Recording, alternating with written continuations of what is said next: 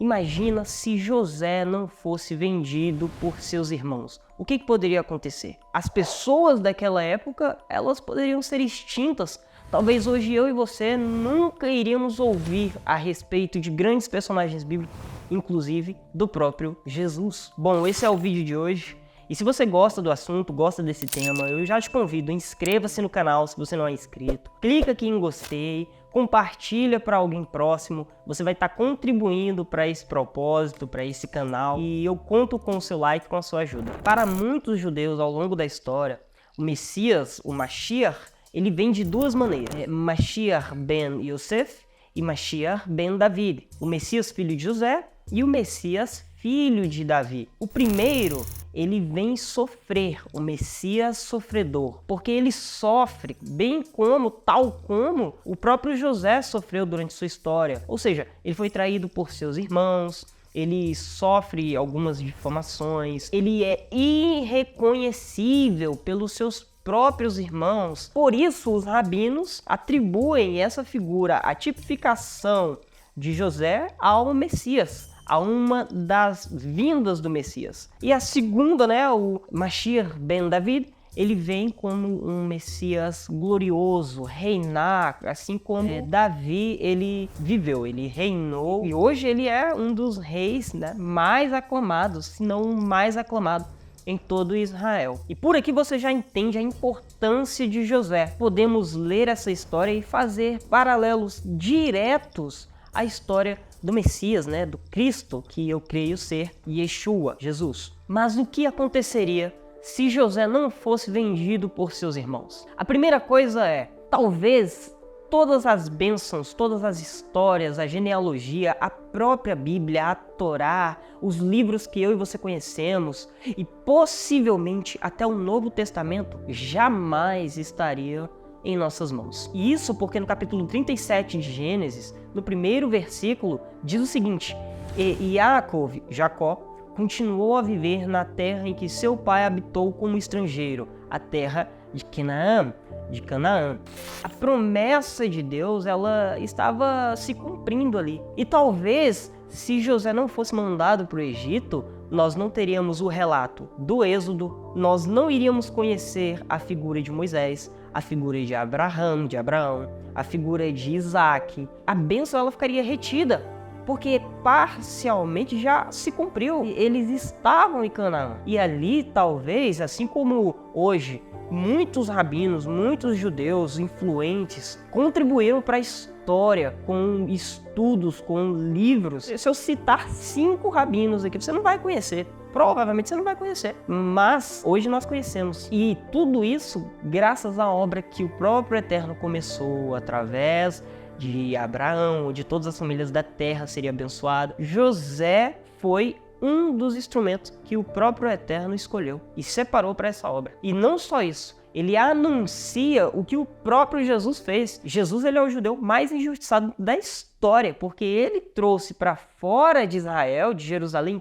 todos os relatos. A Torá, o Tanar, a Brit Hadashah, um Novo Testamento. Nós jamais iríamos conhecer sobre a tradição, não iríamos conhecer o Mashiach, porque o único povo com promessa de Messias é a tribo de Israel, é o povo escolhido por Deus. O segundo ponto que a gente deve considerar é uma possível extinção da raça humana naquela época, porque foi José quem salvou o povo. A começar pelo Egito, que era a maior potência ali naquela época, ele livra o Egito da fome e, consequentemente, todas as outras nações, o povo ao redor, porque a Bíblia fala de uma fome severa que atingiu todos naquela época. E foi José que livrou o povo. Claro, Deus deu a estratégia correta, mas imagina se José não estivesse lá. As pessoas iam morrer de fome. E a Bíblia relata que as pessoas, elas tinham dinheiro, elas compravam alimento, mas em dado momento acabou essa provisão financeira. E aí eles começaram a trocar seus bens por alimento. E depois eles ofereceram a sua vida, ou seja, José comprou aquele povo em troca de alimento. E isso também é uma anunciação do que o Mashiach ele fez. Jesus ele nos comprou a preço de sangue. Ele compra os de dentro, compra os de fora e todos são seu povo. É por isso que José é a tipificação perfeita do Mashiach. Ele sofre, mas no seu sofrimento ele compra as nações, ele compra as pessoas para si, para Faraó, que nesse contexto é a tipificação do próprio Eterno. São muitas as comparações que a gente pode fazer, mas eu gostaria de finalizar com uma terceira, que eu até já falei sobre ela, mas eu gostaria de me aprofundar. Se José não estivesse no Egito, nós jamais conheceríamos Jesus. Para você que não sabe, existe uma sentença no nome de cada indivíduo, principalmente na Bíblia. E o nome dos irmãos de José, eles anunciam a obra do Mashiach. Os primeiros filhos de Jacó, a saber, Ruben, Simeão, Levi e Judá, eles carregam ali um mistério muito profundo. Em outro momento a gente estuda sobre isso. Judá, que é o quarto filho, significa louvor. Então, as atitudes dele na Torá, muitas não são louváveis. Talvez para José, naquele momento, não seja louvável o que ele fez. Trair seu irmão, ter a ideia de jogar seu irmão no poço, enfim. Mas o louvor que Judá ele transfere a Deus, e isso ficou como lição para mim e para tua vida. Às vezes o que nós passamos, o que as pessoas fazem conosco, não é louvável, não é bonito, não é agradável, mas aos olhos de Deus é uma ferramenta para nos tratar, para nos levar a patamares de honra, para nos levar a trazer salvação e provisão para outras pessoas. Foi como na vida de José. Então, sempre ao seu lado, aquela pessoa que te persegue, aquela pessoa que te fere, que te trai, ela está louvando a Deus, porque ela é um instrumento, é uma ferramenta que o próprio Deus está usando para futuramente te honrar, para te aproximar dele, para aproximar pessoas até Deus. A atitude do homem que tem o nome de louvor e Yehudá, ela foi louvável. E foi essa atitude que trouxe a José o título de justo, porque José só é justo após passar essas provações. E depois ele até perdoa seus irmãos. E glória a Deus por isso. Siga esse exemplo. Mas voltando para cá, Gênesis no capítulo 49, uma bênção que o próprio Jacó, ele entrega a seus filhos. Ele diz assim, Jacó se referindo a José: Yosef é uma planta fértil, uma planta frutífera na primavera, com ramos que sobem pelas paredes. Em algumas traduções diz que os ramos elas passam por cima do muro. E que muro é esse? Para que você entenda, aqui em Efésios, no capítulo 2, a partir do versículo 11, o Rabino Shaul, Paulo, ele escreve dizendo: por isso lembrem-se de seu estado anterior, vocês, gentios por nascimento, ou seja, uma mensagem direcionada a nós, chamados incircuncisão por aqueles que, apenas por meio da operação da carne, são chamados circuncisão.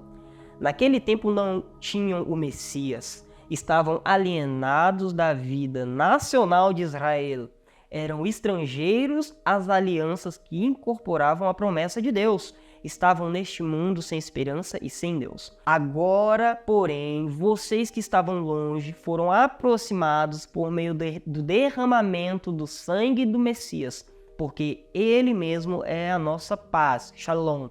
De nós fez um só e derrubou o muro que nos dividia.